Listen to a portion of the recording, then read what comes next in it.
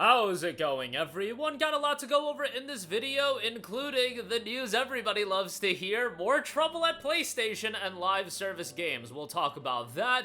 Classic Final Fantasy titles, more so up my alley. These remakes are still apparently in development. We'll talk that, and a bit of an interesting update on Lost Soul Aside.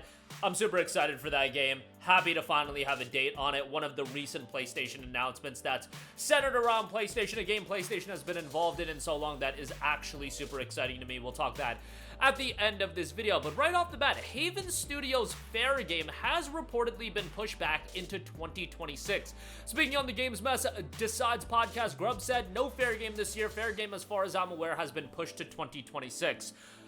Listen, we don't have gameplay for this game. I do not want to be just so critical about it. We don't know how this game looks like.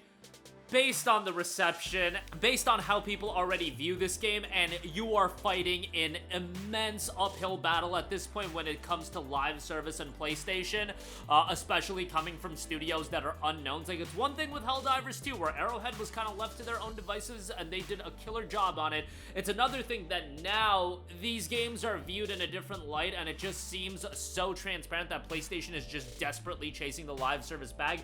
Go look up the Fairgame trailer, read that comment section. I'm just saying, while that's not the be-all, end-all, it is an interesting point to look at. I don't think it's that stretch to say that while this game might end up doing a little bit better than Concord, it might not be a bad idea to just cancel this game outright. I just don't see a game like this, a heist extraction shooter, with the trailer giving us a bit of an idea of what the game's design choices are going to be. I just don't see this game doing well. Now, maybe they have circled back to the drawing board, and maybe they're going to redesign the game in terms of aesthetics. I don't know. We just got a CG trailer. It's so hard to say anything about it. This is why I keep reiterating, CG trailers for new IPs from unknown studios are quite possibly the most garbage thing any studio can put out. A new studio, a CG trailer of a new IP, an abomination. Why did Fairgame get the opening slot for PlayStation Showcase of 23? I was bugging out about that back in June of 2023, and I had said yeah, you know what? I am looking for the pat on the back. I had said they should have given Helldivers 2 that slot. If you want to open up the show with a game, do it with one that has gameplay, do it with one that is actually going to captivate people, and do it one that actually has a release date that is somewhat in the near future. No, let's give it to Fairgame. I get it that Haven is a first-party studio while Arrowhead is a second-party studio, but who cares at that point? This game was revealed almost 2 years ago at this point, not going to come out until 2026, and I think the perception for a lot of people is this game is going to be totally dead on arrival. Like, it's just such a mismanagement. It's being out of touch with your audience. I just don't even know what to say as far as that's concerned.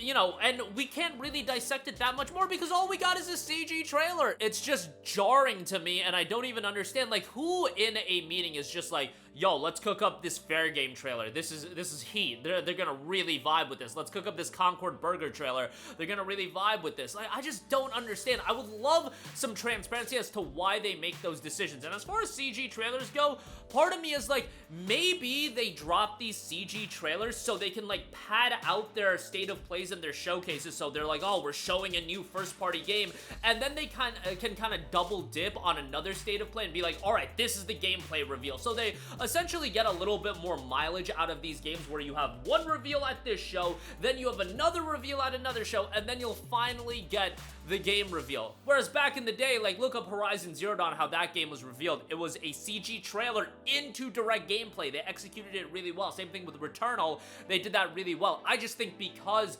the games lineup is so low and so barren for PlayStation, this is a way maybe they view that they can get more mileage out of these games where they have a CG trailer, oh my god, here's this new first-party game, and then they can be like, oh my god, here's the gameplay reveal, and they can essentially get a little bit more mileage out of the same game and have these reveal events. I don't know. I'm just throwing crap at the wall at this point as far as coming to an understanding as to why Sony decides to do this. Maybe when you're so far ahead, you could just do whatever you want, and that's kind of the case.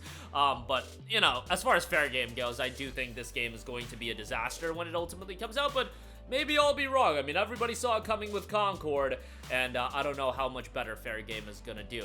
Moving on from that, here's some more positive news. Nate the Hate, who's had a tremendous record, saying that you shouldn't expect Final Fantasy IX Remake in 2025, but that a 2026 launch is a possibility. FF Tactics is still noted to be on the way, and I'm curious because what is the scale of these remakes? Final Fantasy IX, I feel like I've been hearing about it for so long that this has to be more than just a minor HD remastering, and I'm more so curious about FF Tactics. I love Tactics, loved War of the Lions, and, you know, Square has done releases of PSP games, Crisis Core, Star Ocean Second Evolution. They priced it at $50, and they got those out, I feel like, fairly quickly. Tactics is something we've been hearing about for so long, so what scale of an enhanced version is this? We don't really know, but hopefully that'll be out in the relative near future. You know, as far as Square Enix's outings in 2025, we still don't know much as far as what they're working on for this year. We know that there's stuff like Dragon Quest, there's stuff like Kingdom Hearts 4. That's not going to be out until next year or even later than that. What is coming out this year?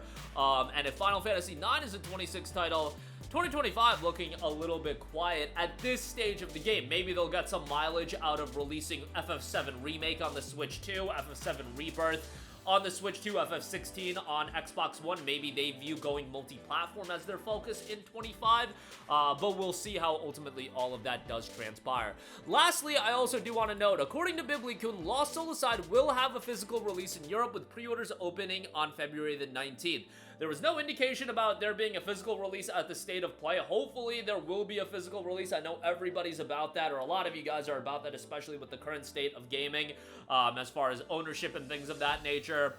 And that, to me, that game just screams as a game that you would want to have a physical copy of. I mean, a game that has such a storied development history, why not have a physical copy of that? And just aesthetically, that game has such slick character design. Yeah, compared to Final Fantasy 15 all you want, but I love the character design in that game, and the game itself looks to be fantastic. Happy that it's coming out on PC and PlayStation 5 right out the gate, because when you have a new IP like this, you want to get it out to as many people as possible, and you want to establish that new IP. I think LSA is going to have a really good opportunity to do that. I don't expect it to be at the level of, let's say, a Stellar Blade. I don't think it's going to get to that level, but I think it could be a compelling action RPG that a lot of people gravitate towards, so hoping for the best out of that one. But that is going to do it for me again. As far as Fairgame goes, looks to be a title that won't be coming out in 25. Look, how many of us really do care, but it just goes to show that the live service push from PlayStation, just a complete disaster in all fronts outside of Helldivers 2.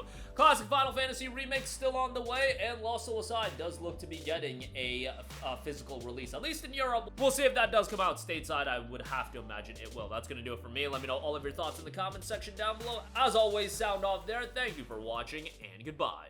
Hey guys, we hope you enjoyed the video, and if you did, make sure to hit the subscribe button, and if you're already subscribed, do us a favor and hit the bell icon. This way you'll be notified whenever we post a new video. That's the best way to keep up with all of our uploads, and we usually try to upload 2 videos a day. And with the bell icon hit, you'll be notified whenever we do upload a video. As always, thanks for watching.